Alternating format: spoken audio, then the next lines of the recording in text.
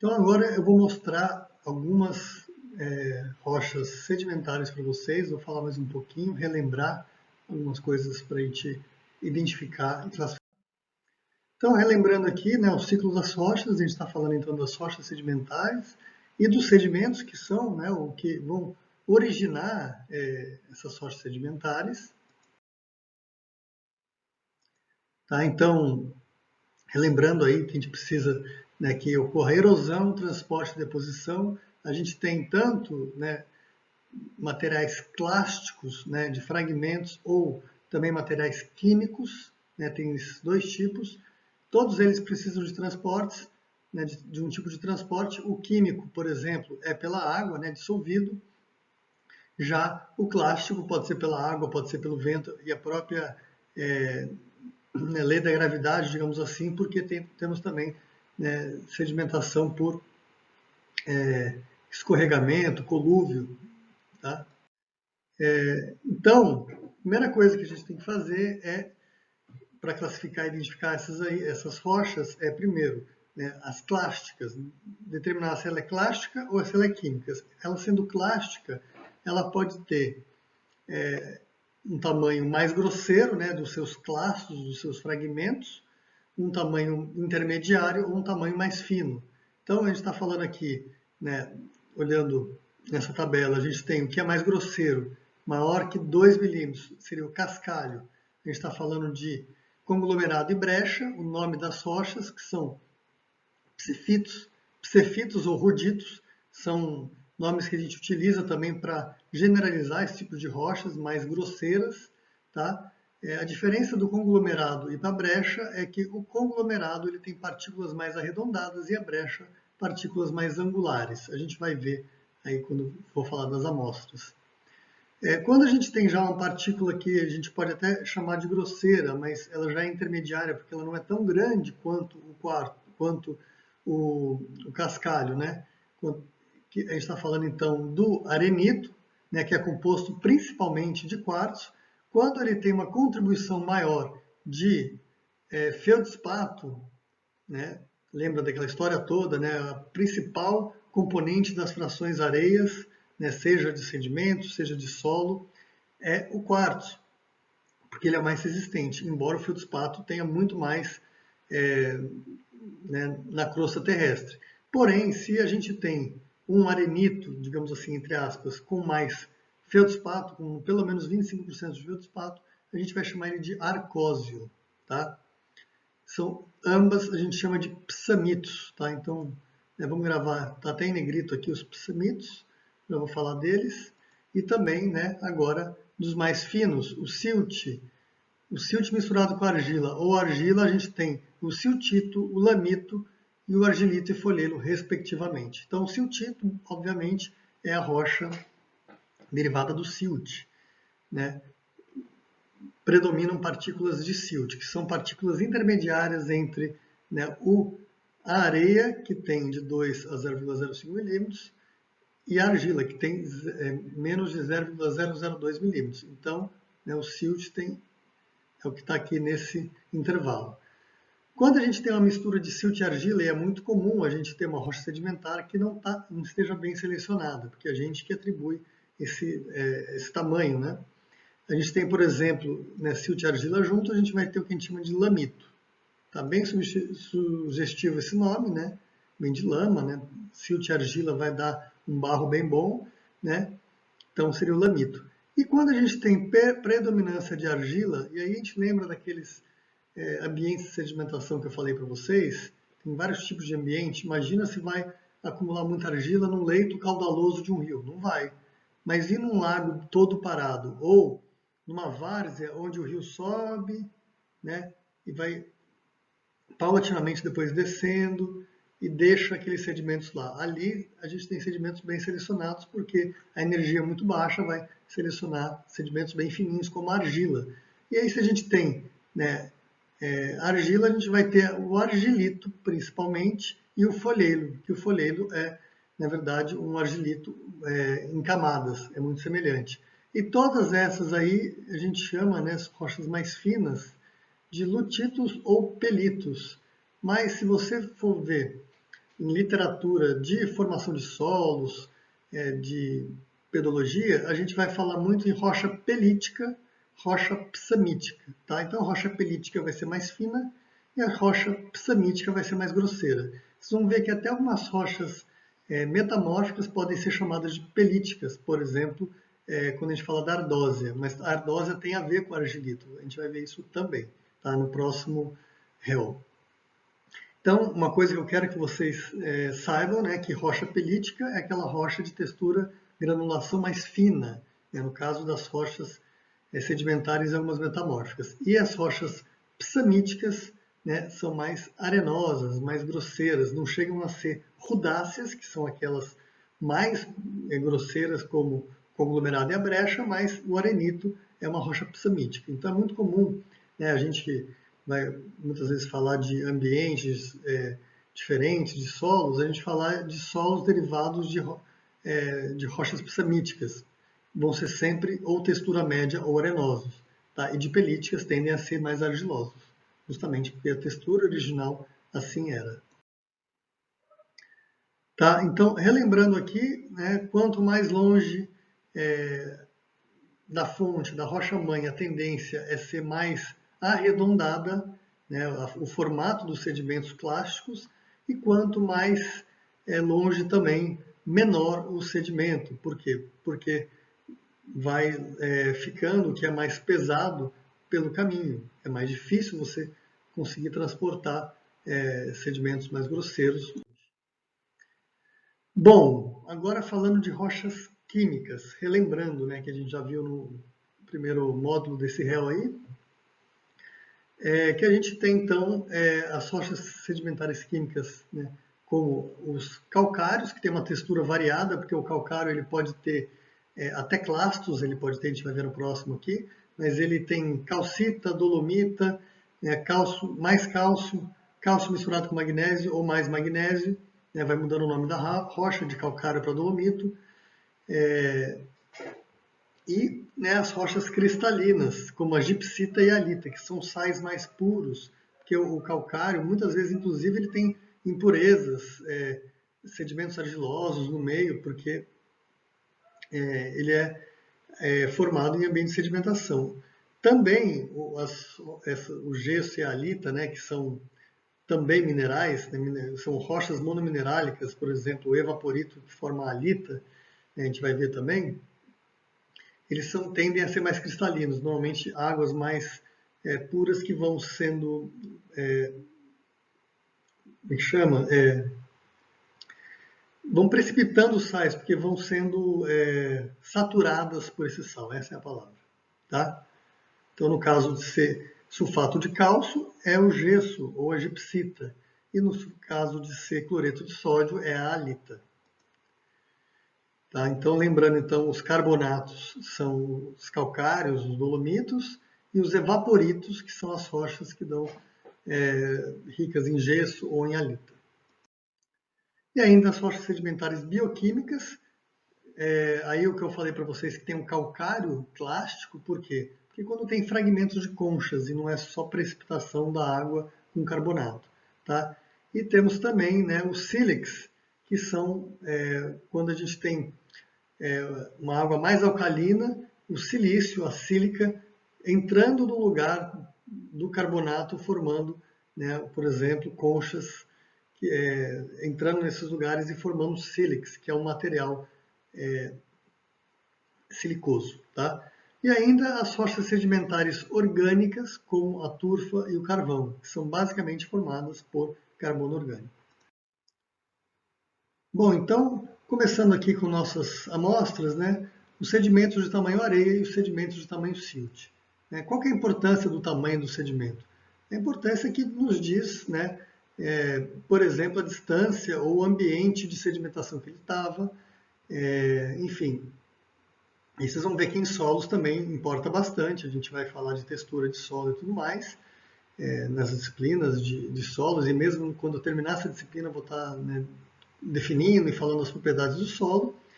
Então tem uma grande importância aí o tamanho dos sedimentos que formam, né, tanto os depósitos sedimentares, quanto as rochas, quanto o próprio solo.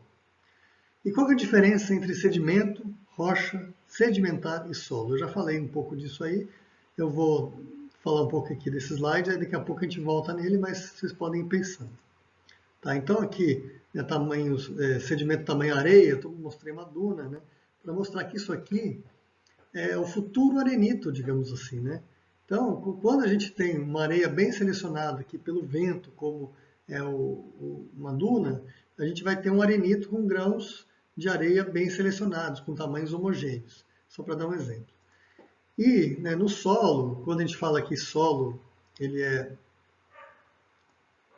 né, composto de areia, silt e argila, não que ele não tenha partículas mais grosseiras, mais finas não, porque a argila, em tese, é a mais fina, tudo que for menor que 0,02 milímetros. Tá? Aí a gente tem aqui como macromoléculas como algo que é comparável, só para vocês entenderem que a argila ela pode ser desde 0,002 até um tamanho comparável a uma macromolécula, bem pequenininho.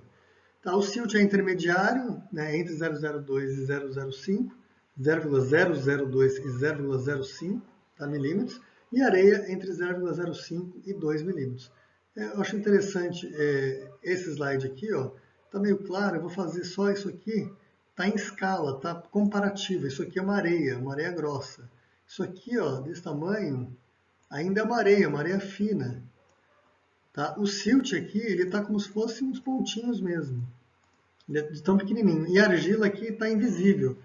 Esse slide eu tenho depois, quando a gente for falar de solo, né? Quando a gente chegar, a gente está ainda intemperizando, mostrando as rochas e tudo mais. Quando a gente chegar no solo, eu vou definir e vou mostrar esse slide um pouquinho mais aberto, para vocês verem. Tá? E qual é a diferença, então, entre sedimento e solo? Porque sedimento e rocha sedimentar a gente já falou, né? É só ver de novo lá no slide, né? Um é consolidado, o outro é inconsolidado. E entre sedimento e solo, tá? Entre sedimento e solo é que o solo ele abriga organismos, né? Vegetação, micro-organismos, macro-organismos, e também ele apresenta processos específicos de formação de solo. Já é um sedimento que estabilizou, né, e começou a formar solo. Ele deixa de ser sedimento? Não, ele vai ter o sedimento, né, mas o sedimento está sendo retrabalhado por processos que a gente vai chamar de pedogenéticos. Tá? Mas isso a gente vai ver na formação do solo. Antes que eu esqueça, eu vou mostrar, então, eu passei o slide aqui, mas fica mais fácil aqui, eu vou mostrar só né, um pouco de areia mesmo de construção, e aqui silt, um solo muito siltoso, com mais de 60% de silt. Tá? Vocês veem que não tem muita diferença, tá? A diferença entre a areia e o silt, basicamente, é que eles são, se você pega na mão, a areia é áspera e o silt é sedoso, tá? Isso vai valer também para o siltito e para o arenito. Então, agora o seixo rolado. A gente falou então de areia e silt. O seixo rolado ele é um fragmento mais grosseiro, né? Só que ele né, pelo próprio nome está dizendo aí, rolado. Então ele é arredondado, né? É um material mais polido, que tem quartzo, não, que pode ser de quartzo, principalmente, porque é um dos materiais mais resistentes, vocês já viram, mas pode ser até de basalto, de mármore, de calcedônia e outros materiais. Tá? Onde que eles ocorrem? Em depósitos aluviais, leitos de rios. Então aqui está um exemplo, né? Normalmente leitos de rios que têm um certo volume para poder transportar esse material que é mais grosseiro, e ele vai arredondando, né, também porque ele vai tendo atrito uns com os outros, né, a água vai levando ele, vai tendo atrito, e a gente pode ter, por exemplo, aqui é um mármore, né, é um seixo rolado de mármore, aqui é de basalto, e aqui é variado. Então também tenho aqui alguns seixos, para vocês terem uma ideia, eu peguei, né, no próprio jardim, aqui eu tenho, vou colocar uma folha branca aqui para facilitar. Tá? Então,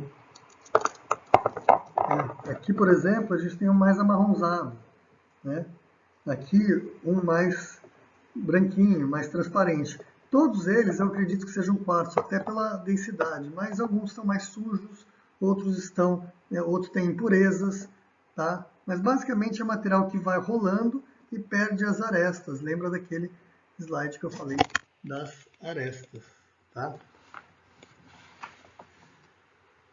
Das arestas que vão sendo desgastadas pela ação da água no transporte. Tá, o arenito. Bom, o arenito, que eu falei para vocês, são psamitos ou rochas psamíticas, né, com partículas do tamanho da areia, que é 2 milímetros até 0,05 milímetros. Vai variar a cor conforme o agente cimentante. Então a gente tem aí arenitos mais avermelhados, arenitos mais escuros. Eu vou mostrar um avermelhado e um escuro para vocês. Temos de diversas cores, vai depender da composição, principalmente do agente cimentante, e vão originar solos de textura média ou arenosa, né? E a fertilidade, eu falei isso no outro réu, acredito que eu devo ter falado isso, pode até ser fértil, né? Normalmente ele não tende a ser fértil porque é um solo com pouca argila, pouca retenção de água, né? Pouca retenção de nutrientes, né? Mas quando ele tem uma cimentação calcária, ele pode sim ter, né, uma fertilidade bem elevada, bem interessante, tá? Então, aqui eu sempre gosto de pôr ou uma extração da rocha ou uma imagem bonita aí, no Parque de Vila Velha, que não é no Espírito Santo, tá? Eu acho que é em Paraná, que são formações areníticas. Quando a gente vê na internet, inclusive, gente, se vocês tiverem interesse, olhem na internet, tem muitas coisas interessantes sobre geologia, tá? Tem uns parques naturais, inclusive, que tem os furos, aquelas pedras furadas, muitas vezes é o arenito, porque o arenito ele se desgasta muito facilmente, tá? As chapadas têm arenitos, tem quartzitos também, que a gente vai ver na aula que vem, mas tem arenitos, tá? Que são rochas, então, que vão se desgastando e vão formando esculturas. Tá? Aqui um exemplo de arenito, e eu vou mostrar, então, o meu arenito aqui, os meus, né? Eu tenho dois. Um mais avermelhado, tá? E um, né, carbonoso, tem carbono, tem matéria orgânica dentro. Tá? Dentro não, misturado. Então, ó, basicamente, o que a gente pode dizer é que a areia aqui, ó, essa mesma areia, né, recristalizou por pressão e temperatura ou por agente cimentante, sem chegar a ser muito forte essa ação da pressão e temperatura, senão ela vira outro tipo de rocha que a gente vai ver na semana que vem. Mas como é que a gente identifica, né? Você vê que ela está soltando aqui, não sei se vocês conseguem ver, mas solta. Esse arenito é bem solto, digamos assim, mas ele, se der na cabeça de alguém, vai doer, tá? E aqui, quando eu faço assim com o dedo, eu estou sentindo aspereza, tá? É muito fácil sentir. Esse aqui também. Tem outro método que eu não vou fazer para vocês, mas eu vou mostrar como é que se faz, que é raspar o dente. Claro, essas amostras aqui que vocês já pegaram, alunos já pegaram, já mexeram e tudo mais, eu não vou fazer. Mas, quando a gente chega no campo e a gente quer separar o arenito de rochas que não tem essa, não são tão ásperas, além do dedo, a gente pode também fazer, né, com o dente. E aí vai ser uma amostra que a gente vai pegar ali na hora, vai ser mais limpa, e ninguém vai ter colocado o dente ou a boca antes. Tá? Bom, então, continuando, né, as rochas sedimentares aí, coloquei o argilito e o siltito juntos, porque muitas vezes também é difícil de identificá-los. Tá? Então eu tenho aqui dois tipos de argilito e dois tipos de siltito. Deixa eu passar primeiro as informações. Tá? Então a gente chama também de pelitos, lutitos, lamitos. Né? Lembra, eu acabei falando naquele slide, né? São as rochas pelíticas. Tá? O lamito, no caso, é a mistura de silt e argila, né? Então seria uma mistura entre siltito e argilito. Muitas vezes a gente tem siltitos argilosos ou argilitos siltosos, porque, como eu disse, dependendo da situação, mistura o material, ou às vezes é mais puro de argila mesmo, ou mais puro de silt. Tá? Então vai depender do tamanho, né? Então 0,05 a 0,02, ou menor que 0,02, dependendo do tamanho, vai ser ou argilito ou siltito. O folheiro é um tipo de argilito que tem estratificação, tá? E origina um solo de textura argilosa, tá? Aí eu estou falando principalmente do argilito, tá? Que origina solos de textura argilosa, porque basicamente ele é feito de argila. Tá? Isso é muito importante, né, no manejo, nas condições químicas, pela reatividade da argila. Então, solos mais argilosos têm mais reação, mais absorção de nutrientes também,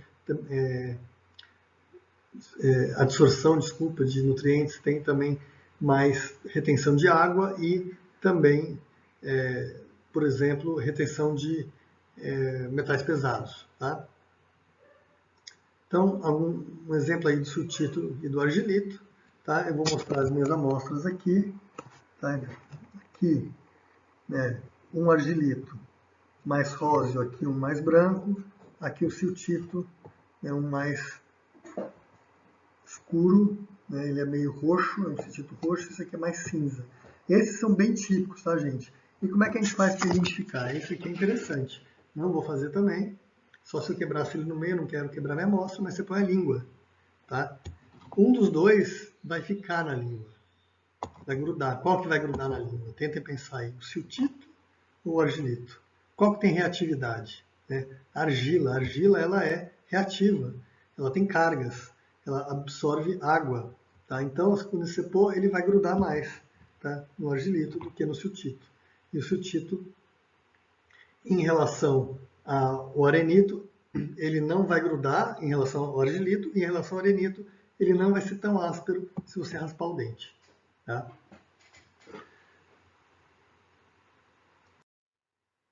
Bom, e agora chegando então nos sedimentos mais grosseiros, né? A gente falou aí do seixo rolado, por exemplo, que é, né, composto de cascalhos ou calhaus ainda que são maiores que cascalhos, e o conglomerado e a brecha são seus correspondentes na forma de rocha, tá? Quando a gente tem, né, vários deles unidos. Então, o conglomerado basicamente é formado por clastos ou fragmentos rolados de tamanho superior a 2 milímetros, ou seja, superior à areia, agrupados por um cimento, formando um depósito consolidado. E a brecha é a mesma coisa, só que com clastos não rolados, com clastos com arestas, tá? Mais angulosos. A constituição é variada, vai depender do que foi cimentado junto, né? Se foi clastos ou fragmentos de quartzo, de basalto ou de rochas variadas. Tá? Então, vou mostrar aqui umas imagens. Né? O conglomerado, vocês veem, bem arredondado. Tá? Aqui, ó, por exemplo, né? Rochas arredondadas. Claro que vai ter também no meio, talvez, um ou outro mais anguloso. E na brecha, a mesma coisa, a maioria vai ser anguloso. Ops, não ficou tão bom isso aqui, né? Mas ele é anguloso. Né? Então, eu tenho aqui só a amostra de conglomerado. Tá? Eu sempre, quando eu tenho na minha sala, mas eu não fui lá. Mas basicamente, ó, esse aqui é mais ferruginoso, por isso que ele é mais avermelhado. Esse aqui é mais amarronzado, também tem óxido, mas menos que esse aqui. Tá? Esse não precisa pôr na boca, não precisa experimentar, não precisa fazer nenhuma traquinagem aqui. Ele, pelo tamanho, você já percebe o que ele é. Bom, agora vamos falar dos calcários, né? São rochas sedimentares químicas ou bioquímicas, depende do calcário. Tá? Nesse caso, química que eu vou falar, principalmente, né, uma rocha sedimentar química que tem constituição carbonato de magnésio e de cálcio, ou carbonato de cálcio e magnésio, né, e que vai aumentando aí, calcário calcítico é mais cálcio, o dolomítico já vai aumentando o magnésio, e a dolomita é quando a gente tem mais magnésio. Tá? Tem uso aí na construção civil, tanto no cimento quanto na calvíria já hidratada, na fabricação de tintas, o próprio vidro utiliza para fazer, né? E principalmente, né, na área de ciência do solo como corretivo da acidez. Tá? E esse é um problema porque o uso na agricultura causa emissão de CO2, mas a gente não tem muito como fazer nesse caso, porque a gente precisa corrigir, às vezes, para poder produzir. O pH é um dos fatores limitantes aí para a produção agrícola em solos de regiões tropicais úmidas como os nossos. Tá? Então, aqui eu coloco, né, um relevo kárstico, que a gente chama, que é um relevo formado em regiões de rochas com dissolução, como o calcário. Então, a gente tem aqui, né, uma gruta aqui nesse bloco de rocha, e alguns exemplos de calcário. Eu tenho outros aqui. Eu tenho calcário, tem mais de uma cor, a gente pode ter mais avermelhado. Espero que esteja aparecendo bem. Mas basicamente é igual a calcita, né? A gente coloca aqui, ele vai efervescer. Esse mais branquinho está efervescendo, eu prometo para vocês que está, mas é difícil de ver. Está vendo um branquinho aqui? Já manchei toda a minha... Tá? Então é um calcário, o calcário pode ter várias cores. Vou deixar aqui antes que manche toda a minha roupa. Isso é ácido clorídrico diluído, mas não quero que, né, que caia. Bom, então, como eu falei, o calcário ele tem, né, várias classificações de acordo com o teor de óxido de magnésio. Na verdade, o óxido de magnésio não está aí, eu já falei isso, né? É só uma forma da gente medir o magnésio. E quanto mais para baixo, a gente tem então o calcário calcítico, o magnesiano, o dolomítico, até chegar na dolomita e depois na magnesita, que é o carbonato de magnésio puro, tá? Eu falei para vocês, né, que é uma rocha que forma um relevo kárstico, que tem dissolução. Então aqui algumas curiosidades, né? É uma rocha que tem uma solubilidade elevada, ainda mais se a gente falar em termos de tempo geológico, né? Claro, já me perguntaram, né? Porque a gente tem às vezes técnicos agrícolas aí ou pessoal que trabalha com agricultura, mas professor, não falam que o calcário tem pouca reação, tem que aplicar antes? Olha, a gente está falando que tem que aplicar antes, né? 60 dias antes, por exemplo, e ele já está lá todo reduzido a pó. Mas quando a gente fala em rochas calcárias da natureza, que vai formar as cavernas, que é o famoso relevo kárstico com cavernas, com dolinas, que são formações típicas desse tipo de relevo, a gente tem, né, uma dissolução contínua aí, em termos de milhares de anos. Está formando, então, né, as estalactites, as estalagmites. Então, a estalactite é aquela formação que está, né, no teto da gruta, né, que dissolve o calcário no caminho, chega lá no teto, começa a pingar e vai formando então aquela ponta, né? E pinga num lugar que vai formar a estalagmite, né, que é a formação rochosa também com carbonato de cálcio no chão da gruta, e vai formando aquela coluna. Então, onde tem uma estalactite, tem uma estalagmite, a não ser que tenha, né, um rio, né, como aqui, essa aqui, e aqui o rio aqui vai pingar e vai embora, tá? E é muito normal que a gente tenha nas cavernas o rio, que é quem está dissolvendo e formando esses ocos dentro do subsolo. Bom, e o que eu falei para vocês, né, da reação do calcário, claro que vocês vão ver isso com mais detalhe aí em fertilidade, principalmente, mas os carbonatos, então, né, que tem importância ambiental e agrícola, aí a gente tem quando eles reagem, né, no solo, é um carbonato de cálcio e magnésio, reage com a água, é por isso que a gente fala que tem que aplicar antes para ele ter, né, aplicar e tem que torcer para chover, para ele ter essa reação, ele vai liberar carbonato, né, vai liberar nutrientes, o cálcio e o magnésio são nutrientes para as plantas, e ele também vai fazer com que aumente o teor de CO2 na atmosfera. Por quê? Porque ele vai, né, liberar, primeiro que a gente vai mexer na Terra, né, para poder incorporar aquilo. E aí ele vai ativar uma fauna,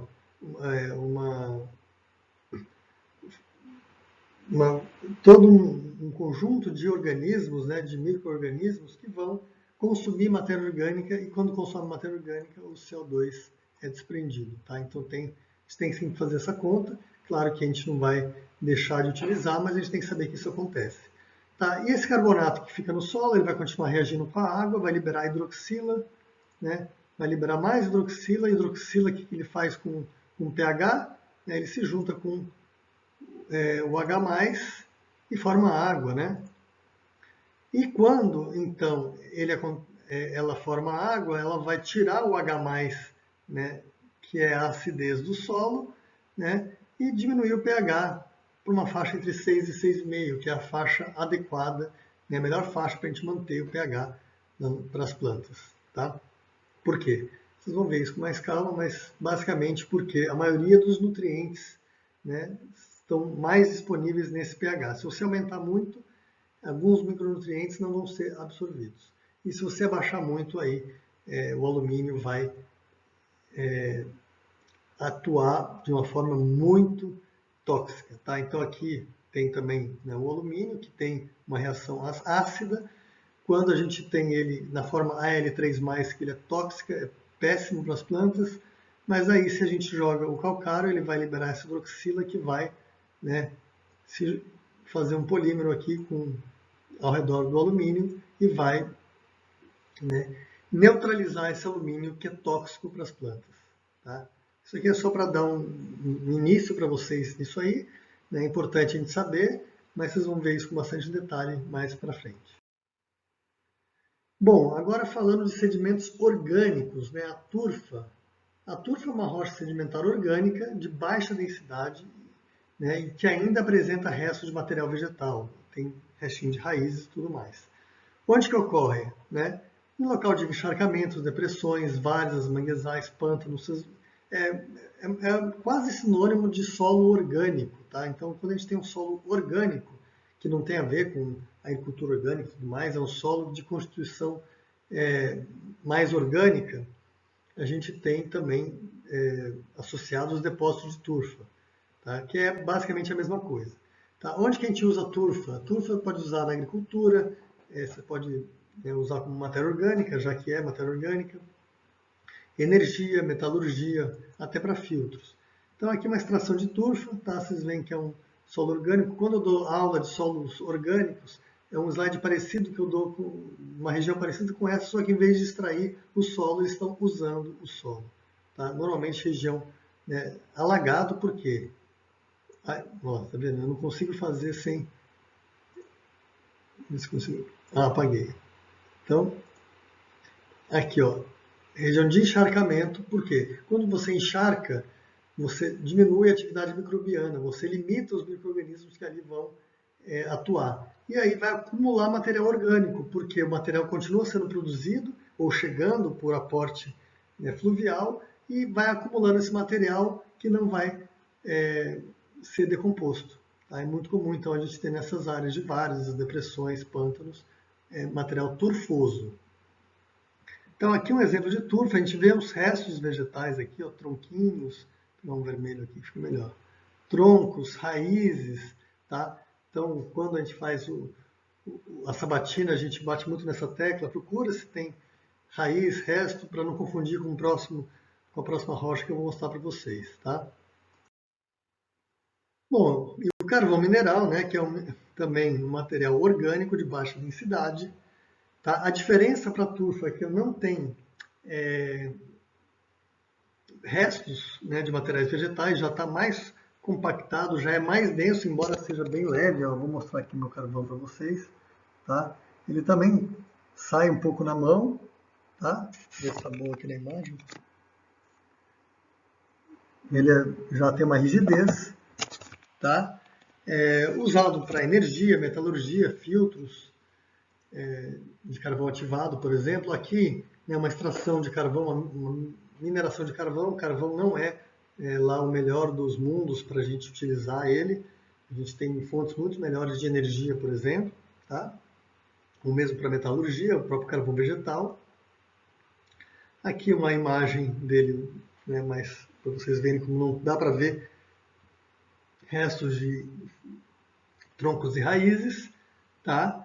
E ele é então, né, se a gente pegar aqui nessa sequência que eu mostrei para vocês na aula passada, o material vegetal vai acumulando, vira turfa, turfa vai virar lignito, né, que é intermediário para o carvão já está mais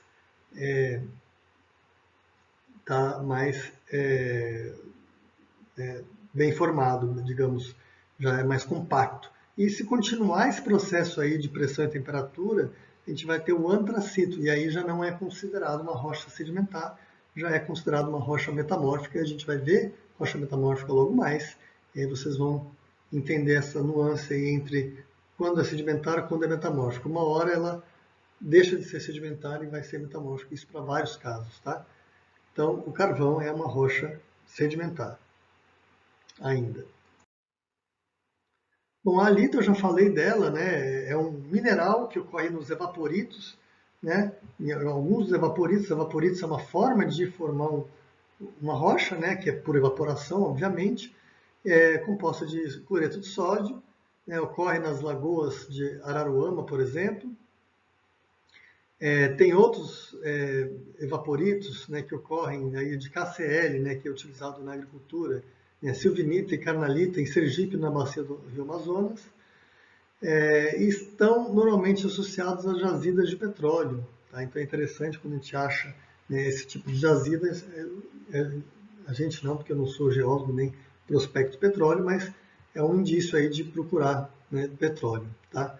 Então aqui a halita, né, sendo digamos, minerada para depois ser beneficiada. No Brasil, a gente extrai, não é bem a halita, né, é o sal de cozinha, a gente extrai de forma artificial, é uma halita, né, basicamente a mesma coisa. Só que por evaporação, na região lá do Nordeste, nas regiões bem áridas, ou mais áridas do Nordeste, próximo à costa, para poder trazer essa água, e artificialmente vai, né, com vento e com sol, pouca chuva, vai precipitando esse sal e a gente retira o sal que a gente utiliza, né, não só na comida, mas principalmente na comida. Tá? E aqui, né, mostrando como é que esse evaporito aqui está se formando, né, com a precipitação de sais por evaporação. Tá? A gente tem ali, eu já mostrei para vocês, né, vou mostrar só rapidinho de novo. Tá? É um mineral bem transparente, a gente consegue achar bastante coisa na internet dele. Qualquer museu de mineralogia tem ele, porque ele forma cubinhos muito bonitos, né, dependendo do cristal. E agora falando da gipsita, que é um outro que a gente já falou também, que é também um evaporito. No caso de sulfato de cálcio hidratado, vocês veem que tem 2 moléculas de água aqui. Né? O uso, né, vou mostrar rapidinho para vocês se lembrarem. Não tem esse formato aqui, mas tem outros tipos também. Tá? Uso na agricultura como gesso, mas o que eu tenho notícia, a gente utiliza um gesso artificial, né, que é resíduo da fabricação de adubo fosfatado, tá? Mas existem minerações de gesso também, né, como essa aqui, que tem no Nordeste, acho que essa aqui em Pernambuco.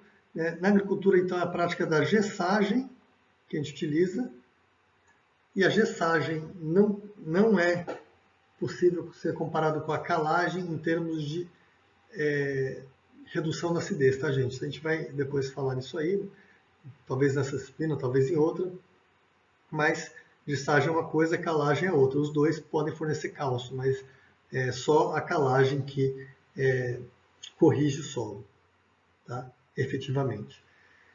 Então aqui a gipsita, também eu coloquei alabastro aqui, porque alabastro é também um nome para gipsita, mas de uma forma mais bonita aí, que o pessoal faz vaso, tá?